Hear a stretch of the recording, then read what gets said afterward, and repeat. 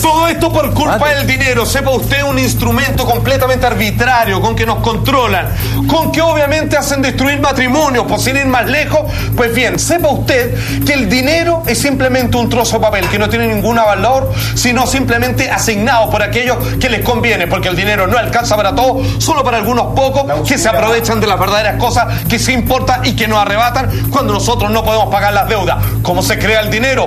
Mucha atención, todo lo que vamos a mostrar hoy día respecto a este tema no lo va a poder creer. Antiguamente, el dinero era algo físico. Se utilizaba como forma de intercambio. Cualquier cosa podía ser dinero.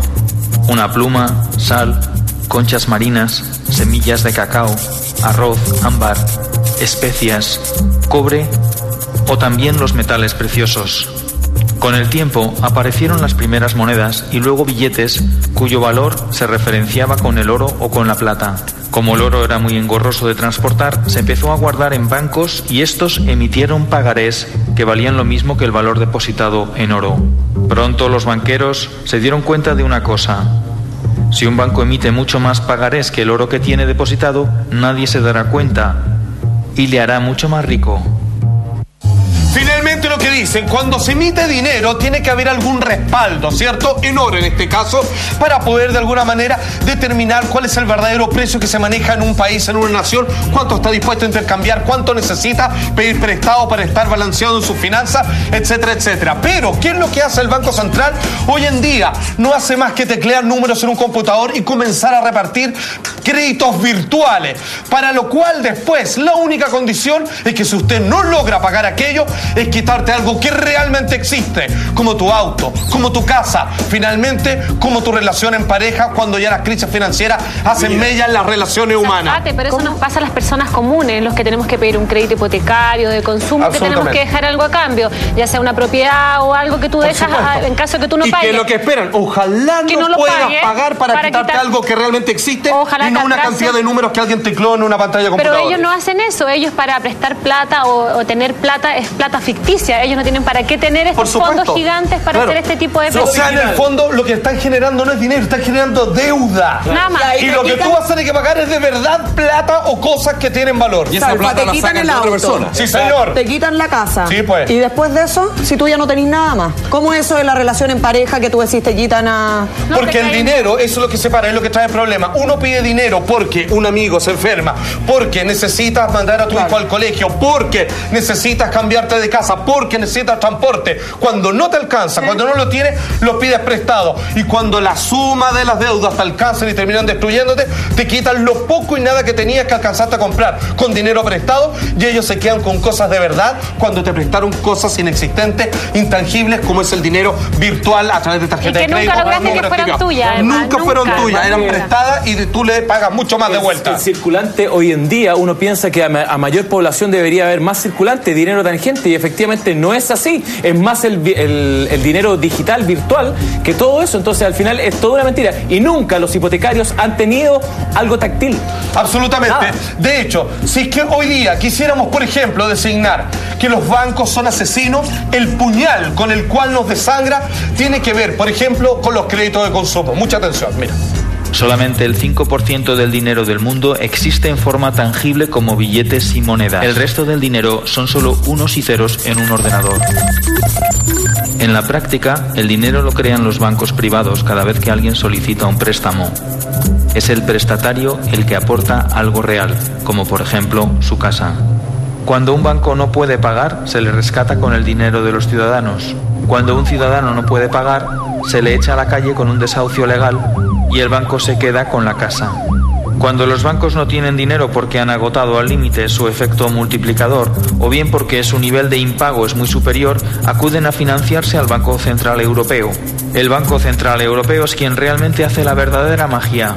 Puede crear dinero de la nada y ponerlo a muy bajo interés y dárselo a los bancos. Y lo más increíble de esto... Y no solo en Europa, eso pasa también en Estados Unidos y pasó en el 82 en Chile con la crisis de los bancos. Exactamente. Y atención, porque aquellos que tienen la suerte de pagar la deuda, que descubren finalmente que la casa le costó el triple, que el auto le costó 5 veces más y que finalmente cuando termine de pagar todo, vuelve a estar tremendamente endeudado para lo que necesita volver a pedir más dinero. Ahora, la pregunta del millón. Esto es cruel, por supuesto que es cruel. Sin embargo, parece llegar incluso a colindar con lo ilegal, por supuesto que también llega a ser casi ilegal. Abusivo. ¿Por qué lo permiten entonces? Bueno, porque los políticos que están dispuestos a colocarle visto bueno a estas leyes también están metidos dentro del juego del dinero. Necesitan más del que pueden gastar y son ellos los que autorizan a que los bancos absolutamente hagan todo esto que no hacen a nosotros. El sistema está fabricado a partir de la casa bancaria y de los políticos que aprueban sus leyes para que finalmente nosotros seamos las únicas víctimas, engañándonos con una dependencia sobre estos pedazos de papeles que nunca jamás necesitamos. Así es como ellos, por supuesto, nos roban en su colusión con los políticos. Mira. Los políticos gastan el dinero público en proyectos, endeudándose, pidiendo dinero a bancos que crean el dinero de la nada, pero que cobran intereses haciéndoles un favor. Este dinero, generado de los impuestos de los ciudadanos y aumentado por nuevos préstamos, va a parar a empresas amigas que diseñan presupuestos sobrevalorados mediante ingeniería financiera de forma legal. Una obra que cuesta 120 millones ahora cuesta 160 millones por arte de magia. Los proyectos suelen ser obras públicas de gran calado y se vende la idea de que este tipo de proyectos mejoran la economía del país y son buenos para la gente. Cuando esta operación se hace bien no pasa nada, pero cuando se hace mal se descubren tramas de corrupción y pueden ser juzgados por la ley.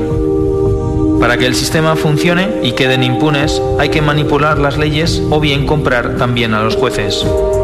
O bien comprar a los jueces. Plata. Exactamente. De hecho, usted se puede ver en los ejemplos que estábamos arrojando ahí, donde hay grandes inversiones sobre productos inmobiliarios, aeropuertos que nadie necesitaba y nadie termina ocupando. Si no, perdóneme que diga esto, pero la gran cantidad excesiva de edificios de departamentos que se hacen en la pobre comuna de Ñuñoa, pese al reclamo de los que viven ahí, y sin embargo, parece que algunos se están haciendo muy ricos y finalmente estamos viendo una especie de Nueva York en miniatura, donde hay grandes edificios completamente vacíos porque no hay cantidad de personas para llenarlo, ni mucho menos pagar el arriendo. Finalmente, las intenciones eran otras. Plata para acá, plata para allá, lavado por aquí, lavado por allá. Pago de favores. Y finalmente, y pago de favores para que firmen acá. Usted seguirá siendo, digamos, el hombre que ronca en este municipio, pero usted me permite que yo haga esto o aquello. Ahora, ¿dónde va a parar esa plata? Porque en algún momento, si alguien quisiera echarle mano, comienza a seguirle la pista a la plata para ver quién es el culpable, quién generó, digamos, esta llamarada de pólvora, te das cuenta de que desaparecen. ¿Y dónde van a parar? A lo que conocemos como paraísos fiscales. Un concepto que se instaló muy de moda con el caso de Gorbón y obviamente su relación con Cencosud. ¿Qué es un paraíso fiscal?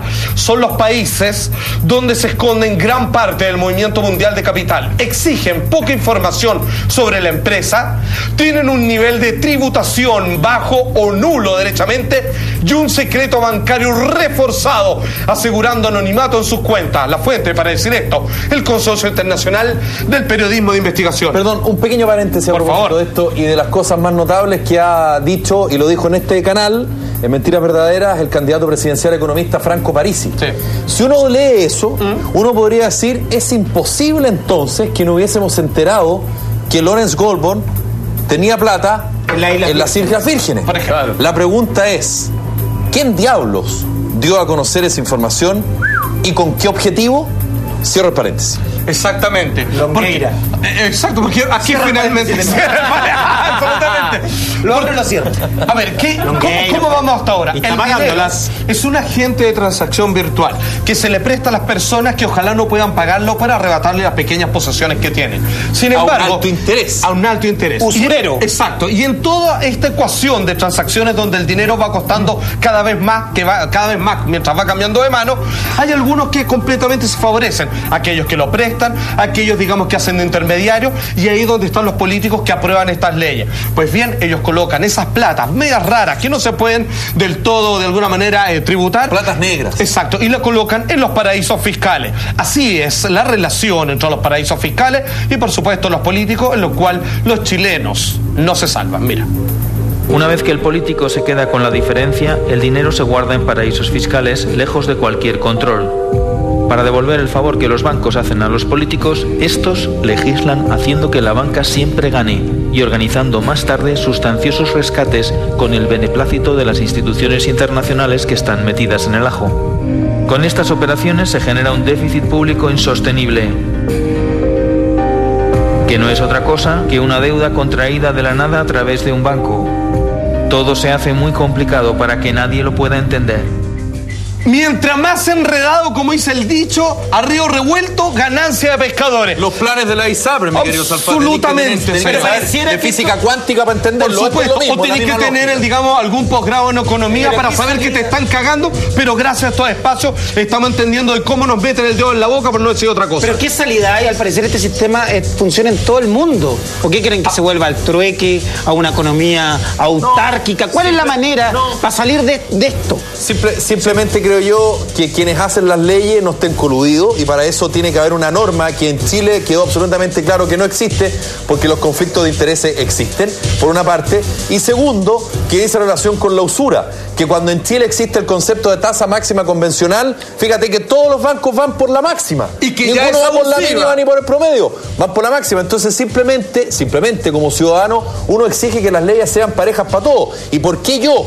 Si le pido plata a un banco, el banco me cobra tanto interés, y el banco cuando pide plata a otro banco le piden otro interés distinto. Menor. ¿Por qué? Exactamente. ¿Por qué cuando uno hace un depósito a plazo te pagan un 0,03 mensual, y cuando tú pides la misma cantidad de plata prestada al banco te cobran un 2% mensual? ¿Por qué? Si la plata es la misma. Hagamos el siguiente ejercicio. Nosotros, como personas que pueden acceder a un sueldo bueno, te das cuenta que tienes que pagar una cantidad de impuestos con intereses brutal, en donde a veces equivale hasta 2 meses de trabajo por año. Entonces, ¿qué es lo que hace? Te obligan a convertirte en empresa para irte metiendo cada vez más en el juego y que tenga una dependencia, pero referencial, respecto a las transacciones bancarias, y te obligan a operar como empresa, y aquellos que no tienen esa oportunidad simplemente son tratados como esclavos, a los cuales se les pueden ir restando elementos. Nunca podemos ganar, a menos que te sigan metiendo más en el barro. Y llegas a la elusión, que no es lo mismo que la evasión, es distinto, es la elusión, es decir, buscar a través del sistema que te permite hacer sociedades y de alguna manera pagar muchísimos menos impuestos. Porque claro, el ciudadano común y corriente deberá pagar un 40%, pero los grandes empresarios en este país, ni uno, y lo digo responsablemente, como parlamentario, ni uno solo paga lo que tiene que pagar. ¿Por qué? Paga a través de las sociedades, y las sociedades pagan muchísimo más. Y no tienen una, tienen como 5 o 6, y hay una que siempre la revientan, que es la que menos tiene ganancia, y después, ¿cómo se llama? A través de esa salen jugando olímpicamente. Claro, porque aunque parezca broma, si nosotros sumamos todos los impuestos que los que estamos acá presentes anualmente pagamos, eso es multiplicado por 5 lo que tiene que pagar solo un sucursal de supermercado, que sabemos cuánto ganan diario. Es realmente ridículo, abusivo, y el sistema está hecho para favorecerlo a ellos y no a nosotros. Y aquí es cuando aparece este monstruo que en ciertas caricaturas ha sido redibujado como un lobo feroz, que es el FMI, vale decir, el Fondo Monetario Internacional. Mucha atención, nombre: Fondo Monetario Internacional, fue creado en julio del año 1944, en plena Segunda Guerra Mundial. Representante de 44 gobiernos acordaron, sin preguntarle a nadie, por supuesto, establecer un marco de cooperación económica, cooperación las pelotas, destinado a evitar círculos viciosos que contribuyan a una depresión económica. Sin embargo, esas depresiones siguen existiendo, y por supuesto no tenemos por qué dudar que incluso son fabricadas, motivadas, y se eligen los países pero con pinzas para que caigan sus vecinos, y así finalmente la dependencia, una vez más, del préstamo de plata vuelva a entrar al círculo vicioso. Los países se transforman en sucursales del Fondo Monetario Internacional. Absolutamente. El Fondo Monetario Internacional, claro, porque lo que el Fondo Monetario Internacional dice o evalúa respecto a las economías es ley. Exacto. O sea, si es que tú de alguna manera no haces la política monetaria, no la correcta, ni la ideal para el ciudadano o para la economía de cada país, sino que no vas en la línea de lo que el Fondo Monetario Internacional te dicta, estás jodido, no tienes cómo. Por supuesto. Porque te pone un timbre, y eso significa que, por ejemplo, si tú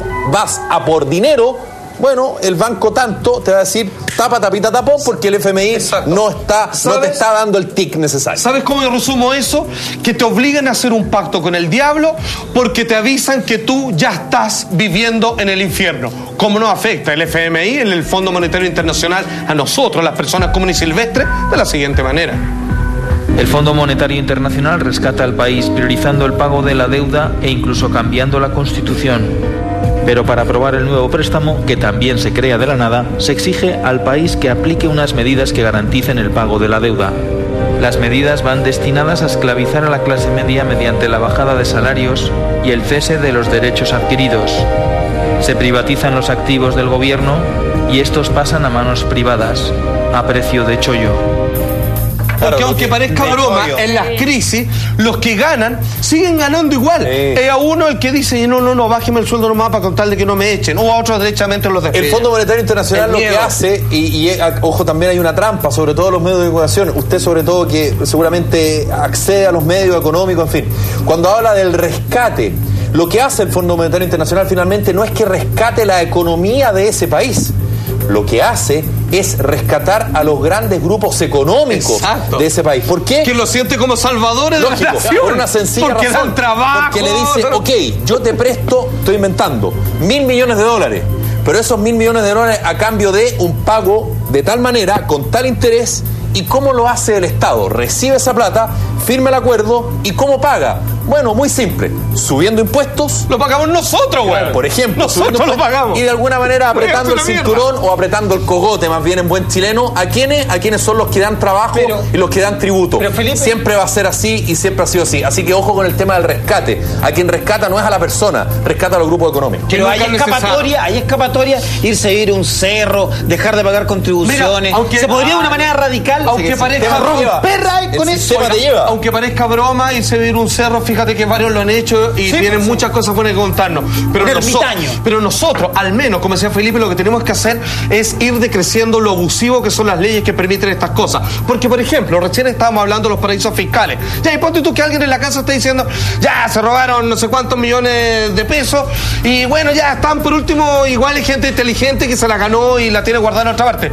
Usted no se imagina cómo los paraísos fiscales obviamente nos traen una serie de problemas y que muchas personas quedan en desempleo, porque esa plata que era para el país finalmente queda desaparecida en una cuenta en otro país y que le corresponde a una sola persona, cuando eso pudo haber creado empleo, haber pagado tantas deudas o haber rescatado, por ejemplo, educación, medicina, estudiantes, etcétera, etcétera, simplemente está ahí descansando para enriquecer a unos pocos. ¿Cómo nos afecta entonces los paraísos fiscales a nosotros? Simplemente los países pobres pierden más de 160.000 millones de dólares al año por no recaudar impuestos de las multinacionales que operan en su nación y que van a parar a cuentas personales. En el año 2009 el flujo capital en paraísos fiscales fue de 903.000 millones de dólares. ¿Y dónde están? Pues si usted quiere saberlo, esos paraísos: Barbados, Brunei, Dominica, Dubái, Islas Fiji, Islas Caimán, ¿le suena? Islas Salomón, Malta, Mauricio, Polinesia Francesa, largo, etcétera, etcétera, etcétera. Simplemente quería plantear con este tema: el dinero es un instrumento completamente ilegítimo, innecesario, virtual, que está construido para favorecer a los pocos que usted ya conoce y para quitarnos las cosas reales que apenas nosotros nos costó tanto poseer. Dese por enterado, que se sepa, señor.